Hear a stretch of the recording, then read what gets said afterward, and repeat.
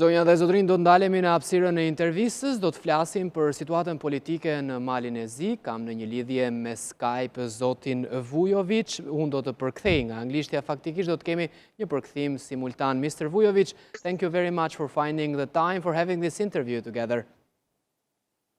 Thank you very much for invitation. It is a pleasure. It is my pleasure. Zoti Vujovic, faleminderit që e gjetët kohën për këtë hapësirë interviste dhe ai përgjigjet që kënaqësia është e imja që jam në këtë studio për të intervistuar. Mr. Vujovic, there is an agreement between the Montenegrin government and the Serbian church. How do you see this agreement? Zoti Vujovic, ka një marrëveshje mes Kishës Ortodokse serbe dhe qeverisë malazeze. Si e shihni këtë marrëveshje? So it is still not signed. So actually the Montenegrin government led by Mr. Abazoviç adopted the version that was harmonized with the interventions made by the Serbian Orthodox Church. But it's still, they didn't sign. It is expected in the next period. When we are talking about what is the problematic in that agreement, a lot of the things. Dhe po flasim se cilat janë problemet e asaj marrëveshjeje, një nga gjërat e rëndësishme. Let's say about the status. Ka të bëjë me statusin. Is now faced with the problems regarding Kisha Ortodokse serbe është po sheh problemet sa i përket patriarkanës në Stamboll, patriarkut ekumenik, sepse Bartolomeu ka të drejtën që të ketë vendimarrje dhe të japi autoqefali dhe pavarësinë çdo kishe ortodokse, që deri më tani ka shkaktuar shumë probleme në kishën nacionale të Ukrainës dhe të Serbisë, dhe sa i përket Maqedonisë. Regarding their jurisdiction, tani kemi probleme sa i përket jurisdiksionit dhe autoritetit në Malë të Zi. Kjo është sa i përket që do t'i jepte atyre të drejta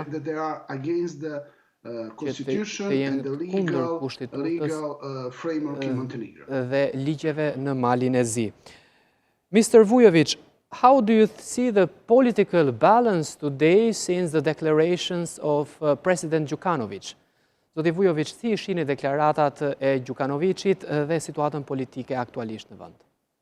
So the contract with the Serbian church is actually going to give them. Marrëveshja me kishën serbe të doja të flisja më shumë.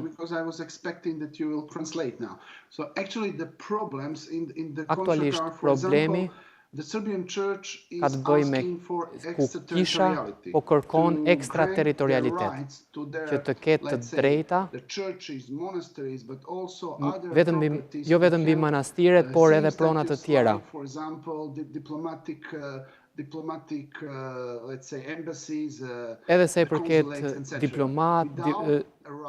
shërbimit diplomatik, before the previous permission given by the Serbian Orthodox Church authorities. On the other side, they also ask that ata gjithashtu kërkojnë që prokurorët dhe policët të mos investigojnë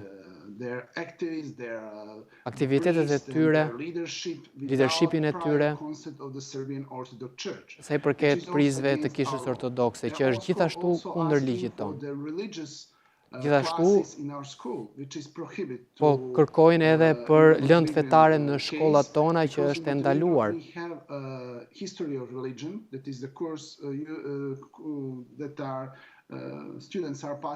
Që kemi një histori feje që e bëjnë studentët faktikisht,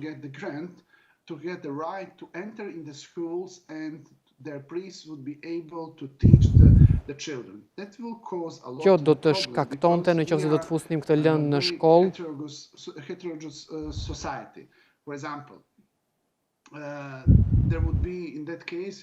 Do të kishte në rastin në fjalë klasa të ndryshme.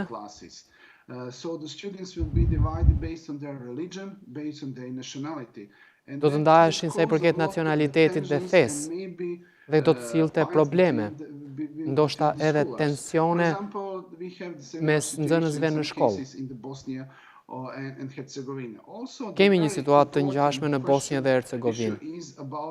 Gjithashtu, çështja e rëndësishme është edhe ajo e pronave të kishës. Kisha Ortodokse e Malit të Zi,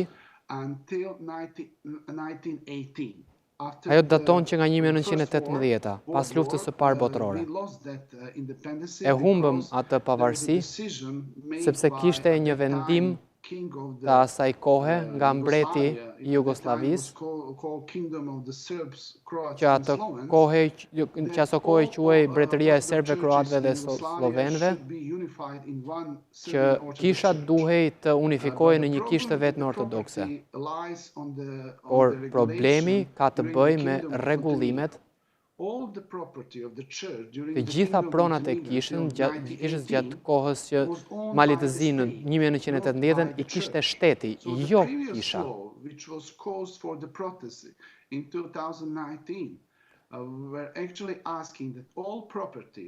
Tani kërkohet që të gjitha ato që i ka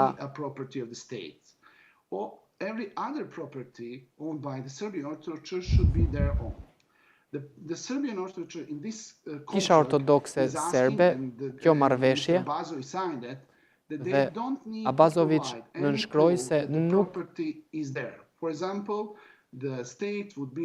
shteti do të obligohet të detyrohet që t'i japi pronësi edhe në qoftë se ato nuk kanë pronësi mbi tokën apo mbi shtëpijat apo mbi kishat.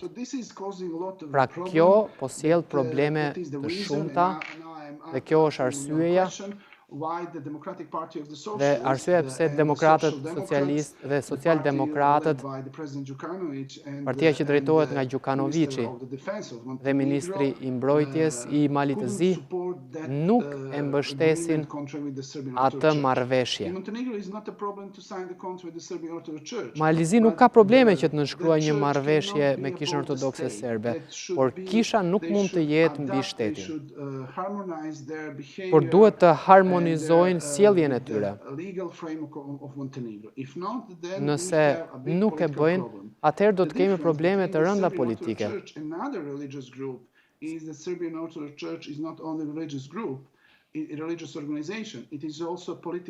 Nuk po flasim thjesht për një organizim fetar të kishës, por gjithashtu edhe për një faktor politik që ata marrin pjesë edhe në përzgjedhje dhe mbështesin njërin palë apo tjetrën. Dhe ata kontrollonin edhe qeverinë e mëparshme të Krivokapit. Dhe tani ne po shohim dhe influencën e tyre të shumtë ku Kisha Ortodokse serbe ka ndikimin edhe mbi zotin Abazoviç. Mr. Vujovic, thank you very much. We are in the limits of time. It was very clear what you explained, and I wish we have time to talk together and for another interview for explaining these things for our region and for your beautiful country. Sorry, I didn't hear you. I wish we are in the limits of the time, jemi në limitet e kohës, and I would want to continue this interview, but I wish we have some other time for a more length interview together for the problems and for your beautiful country. Thank you very much. It was a pleasure to be your guest. Thank you very much, you too.